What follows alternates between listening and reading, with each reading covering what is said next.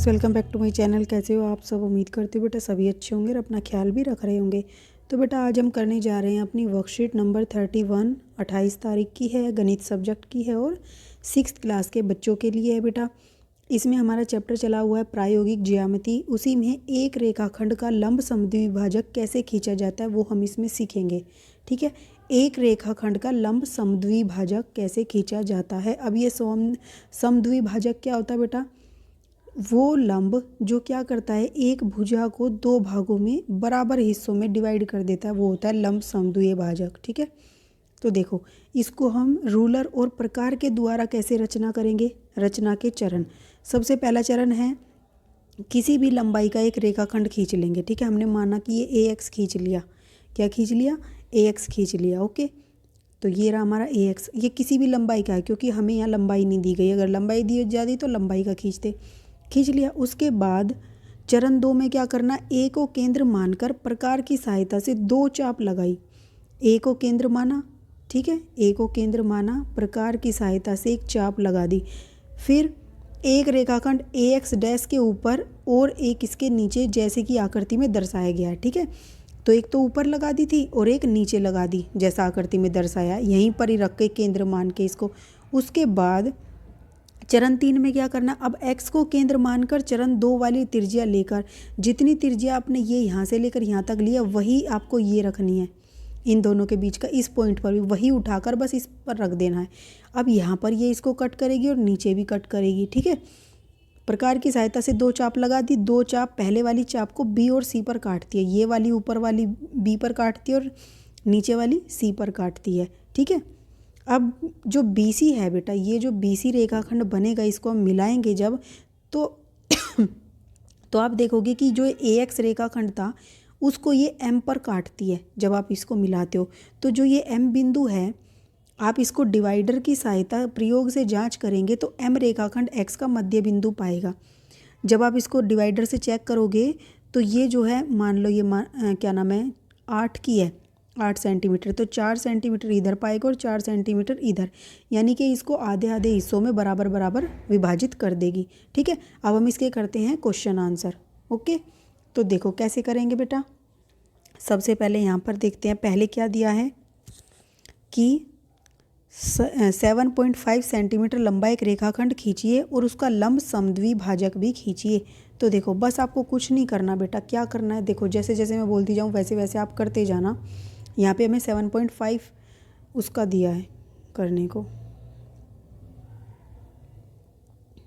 तो देखो बेटा यहाँ पर आप क्या करोगे, सबसे पहले लिखोगे रचना के चरण। ठीक है, इसमें यहाँ लिखना किसी भी लंबाई का नहीं लिखना आपको, यहाँ पर क्या कहोगे 7.5 मीटर। 1 मिनट, यहाँ पे आप लिखोगे, इसको काट देना, 7.5 मीटर की लंबाई का एक रेखाखंड खींचा। ठीक है, हमें रेखाखंड में ये नहीं बताया क्या मानना है तो हम उसको AX ही मान लेते हैं, कोई दिक्कत नहीं है। ठीक है, AX रेखाखंड खींचा, यहाँ पर लिखोगे खींचा। ठीक है, ये खींच लिया।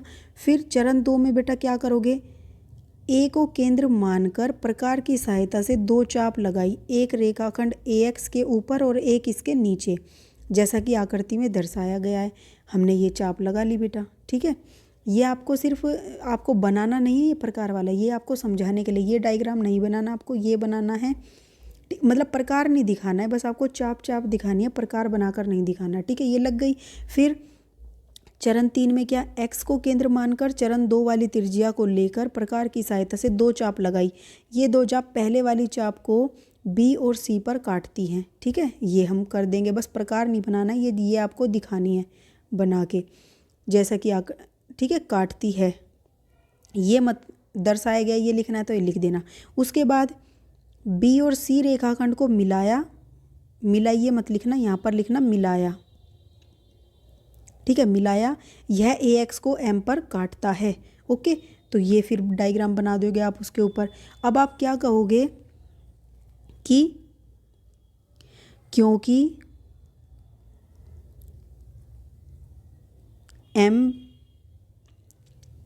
AX रेखाखंड का मध्य बिंदु है, इसलिए BC एक समद्विभाजक है, समद्विभाजक है। ठीक है, ये आप लिख दोगे, ये आपका फर्स्ट क्वेश्चन हो जाएगा। ओके, अब बेटा देखो सेकंड क्वेश्चन क्या है आपका यहाँ पर, ये आपको सारा लिख देना है, ध्यान से देख लो, जो जो मैंने काटा है वो काट देना।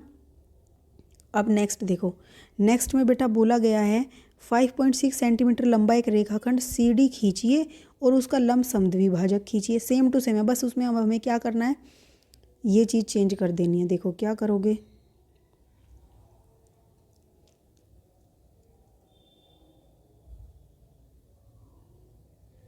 देखो क्या करोगे, सबसे पहले चरण में आप यहाँ किसी भी लंबाई की बजाय क्या लिखोगे, 5.6 सेंटीमीटर लंबाई का एक रेखाखंड यहाँ पर CD है बेटा। ठीक है, CD खींचा। ओके, अब यहाँ पर बेटा ये पॉइंट C और ये पॉइंट D है और इसकी 5.6 सेंटीमीटर है ये। ठीक है, पहले वाले में 7.5 मीटर नहीं था बेटा, वो सेंटीमीटर था, लिख देना। फिर यहाँ पर अब C को केंद्र मानकर प्रकार की सहायता से 2 चाप लगाई, एक रेखाखंड, इसको मत लिखना यहाँ पर, एक रेखाखंड यहाँ पर लिखोगे CD। ठीक है, एक रेखाखंड CD के ऊपर और एक इसके नीचे, जैसा कि आकृति में दर्शाया गया, ये D है, ये C है। ठीक है, फिर X को छोड़ो, C बोल यहाँ पे D। ठीक है, D को केंद्र मानकर चरण 2 वाली त्रिज्या को लेकर प्रकार की सहायता से चाप लगा। ये 2 चाप, पहले वाली चाप को ये B और C छोड़ देना, यहाँ C और D लिया था ना, तो A और B ये लिखोगे A, ये पॉइंट हो जाएगा बेटा आपका A और ये पॉइंट हो जाएगा आपका B। ठीक है, पर काटती है जैसा आकृति में दर्शाया गया। उसके बाद यहाँ पे आएगा CD को मिलाया। ठीक है, यहाँ लिखोगे मिलाया, यह है, सॉरी BC को मिलाया, 1 मिनट। तो देखो आप क्या लिखोगे, आप AB लिखोगे, AB को मिलाया, यह CD को, चलो M पर ही, ठीक है, ये M पॉइंट रहने देना, M पर काटता है। ठीक है, उसके बाद अब आप यहाँ पर क्या करोगे बेटा, फिर से वही लाइन लिखोगे जो पहले में लिखी थी कि जो M बिंदु है, M पर काटता है क्योंकि M किसका, CD का मध्य बिंदु है। ठीक है, मध्य बिंदु है, इसलिए आप क्या लिखोगे, AB। ठीक है, ये AB है बेटा, B नहीं है, A, ये आपका CD है। ठीक है, इसलिए ये मत लगाना इसके ऊपर। ठीक है, इसलिए AB, फिर लिखोगे एक समद्विभाजक लंब है। AB कहाँ लिखूँ बेटा, मैं यहाँ लिख देती हूँ, AB एक समद्विभाजक लंब है। ठीक है, ये आप लिख दोगे, ये आपका हो जाएगा सेकंड क्वेश्चन। जैसे जैसे मैंने बोला वैसे वैसे पॉइंट पे करते चले जाना। अब बेटा देखो नेक्स्ट क्या है, लंबाई 12 सेंटीमीटर वाला एक रेखाखंड खींचिए, रूलर और प्रकार की सहायता से इसको 4 बराबर भागों में बांटिए, 12 सेंटीमीटर का, और इसको 4 बराबर 12 भागों में बांटना है। तो देखो कैसे करोगे बेटा, आप यही चीज़ सेम टू सेम करोगे जो इसमें लिखी हुई है ना। एक चीज़ नोटिस करना, यहाँ पर 12 सेंटीमीटर दिया है, अब आपको कोई ABCD नहीं दिया, तो आप ये जो इन्होंने B और AB मान रखा है वही आप मान लेना ताकि लिखने में आसानी हो। बस यहाँ पर लंबाई की बजाय आप क्या लिखोगे, देखो मैं आपको पूरा एक साथ दिखा देती हूँ। तो यहाँ पर बेटा किसी भी लंबाई की बजाय लिखोगे 12 सेंटीमीटर की लंबाई का एक रेखाखंड खींचा। ठीक है, ये सब कर दोगे, यहाँ पे 12 सेंटीमीटर। और ये रहने देना, ए एक्स खींचा, फिर दूसरा चरण लिख देना, फिर तीसरा लिख देना, फिर चौथा लिख देना। उसके बाद अब क्या करोगे, अब इसके आगे और भी लिखना है बेटा आपको। अब मैं आपको वो लिख के दिखाती हूँ बेटा। तो देखो वो कैसा होगा, 1 मिनट। अब यहाँ पर हमने ये पॉइंट सारे 4 चरण तक लिख दिए। 5वां चरण आप लिखोगे चरण 5। चरण 5 में लिखोगे कि ए जो है, अब हम क्या कहेंगे, आपको ए को केंद्र मानकर, ए को केंद्र मानकर, ए को केंद्र मानकर, जैसे इसमें किया था ना, ए को केंद्र मानकर प्रकार की सहायता, ये सारा का सारा लिखना। और यहाँ पे केंद्र मानकर मैं लिख ही देती हूँ, प्रकार की सहायता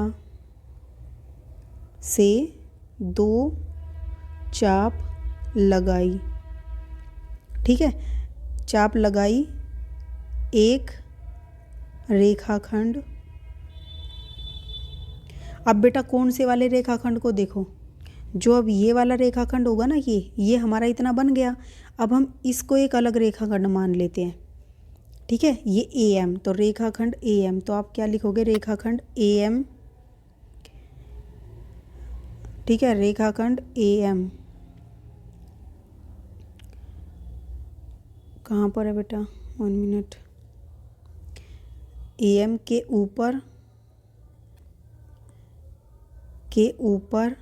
और एक इसके नीचे, एक इसके नीचे। ठीक है, खींची, ये इतना कर दोगे। उसके बाद आपको यहाँ पे एक वो बना के दिखाना पड़ेगा बेटा। जैसे अब आपने, ये बन गया था आपका, ये एम है, ये ए एक्स है, ये बी सी है। ठीक है, अब यहाँ इसको और इसको करके आपको क्या करना है, यहाँ पर चाप लगा दिया आपने। ठीक है, और यहाँ पर भी ये चाप लग जाएगी। उसके बाद ऐसे ही ये लाइन लिखोगे बेटा। अब आपको क्या करना है, एम को केंद्र मानना है। अब यहाँ पर प्रकार रख के देखना है और ये लाइन लिखनी है फिर से कि एम को केंद्र मानकर चरण 6 में, एम को केंद्र मानकर, ठीक है, एम को केंद्र मानकर प्रकार की सहायता से,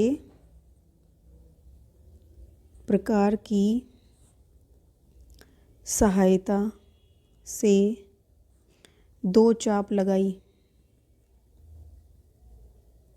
ठीक है, 2 चाप लगाई, एक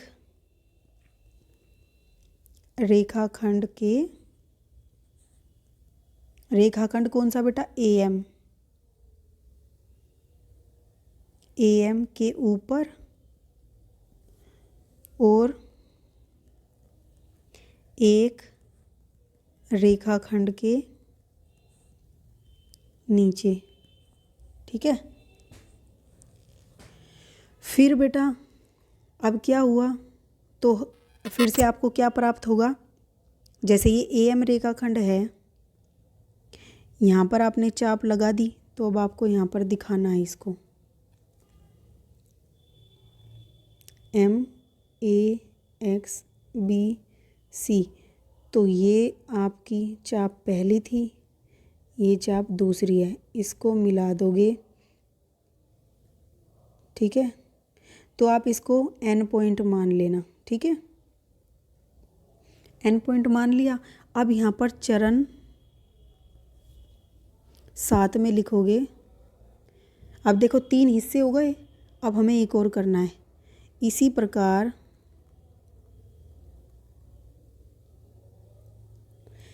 प्रकार एक बार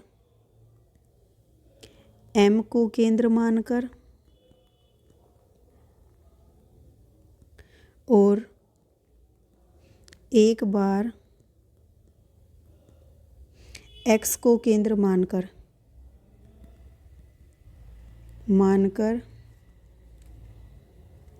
कौन से रेखाखंड के बेटा, अब ये वाला mx, ठीक है। तो आप क्या लिखोगे, mx रेखाखंड के ऊपर नीचे चाप लगाई और इसको भी बेटा वो नाम दे देना, जैसे ये n था ना, ए एक्स हो गया, बी सी हो गया, डी ई, ये डी ई हो गया, ठीक है। चाप लगाई और फिर किसको मिलाया, अब यहाँ पर आप एक और डायग्राम बनाओगे। ये आपका क्या है, m है, ये आपका n है, ठीक है। ये चाप लग गई बेटा आपकी, इसको आपको मिला के दिखाना है। ये आपका MNO बना लेना इसको, ठीक है। ये जो आपके बने थे, ये आपका AX था, ये आपका BC था, ये DE था, ये इसको FG मान लेना, ठीक है। FG को मिलाया तो इस प्रकार AX 4 बराबर भागों में बट गया है।